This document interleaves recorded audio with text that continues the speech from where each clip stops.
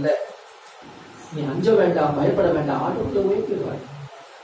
அந்த புத்திரனே நீ அவளுக்கு பயப்படாத. ஒருவேளை நான் நெருஞ்சிலுக்குள்ள கிடக்கிறேன், முள்ளுக்குள்ள கிடக்கிறேன், தேர்வுக்குள்ள இருக்கிறேன், அவங்க என்ன வார்த்தை பேசினாலும் அந்த தெளிவா சொல்றாங்க, அவங்க வார்த்தைகளுக்கு என்ன செய்யாத.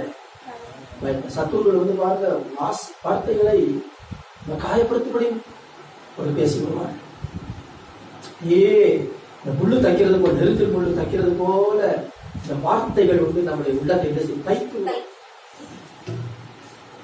வார்த்தைகளினாலே அப்படியே தைத்து விடுறார். ஆனா அவங்க சொல்றாரு, பயப்படாத, அவர்கள் முகத்துக்கு நீ கலங்காது. ஏன் அவளுக்கு கலங்க விட்டார்.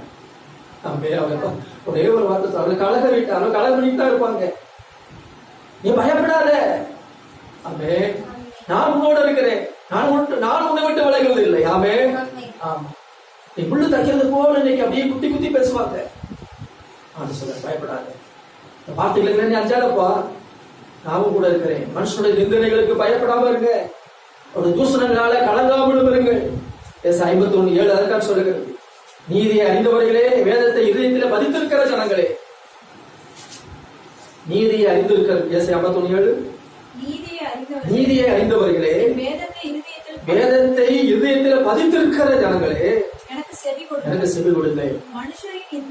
மனுஷரின் நிந்தனைக்கு பயப்படாமலும் தூஷணங்களாலே மனுஷன் நிந்தைக்குதான் செய்வான். எல்லா மனுஷரும் உங்களை வாழ்த்துவாங்கன்னு சொல்ல முடியாது. ஒரு பக்கம் வாழ்த்துதல் இருக்கும், இன்னொரு பக்கம் என்ன இருக்கும், நிந்தனையும் இருக்கும். ஒரு பக்கம் ஆசீர்வதிப்பார்கள், இன்னொரு பக்கம் தூஷிப்பார்கள். ரெண்டு கதான் செய்யும். மனுஷன் நிந்தனைக்கு பயப்படாத, அப்படி தூஷணங்களால் நீ என்ன செய்து விடாத, கலங்கி விடாது. ஏன் வேதத்தை நீங்க இதயத்துல பதிச்சிருக்கிறீங்க. ஆமே, வேதத்தை உங்க இதயத்துல பதித்திருக்கிற ஜனங்கள் நீங்கள். இதுக்கெல்லாம் நீங்க பயந்து விடக்கூடாது. பழமொழி சொல்லுவாங்க, பணங்காட்டு நபி சலமுக்கு 5 5 அல்லேலூயா.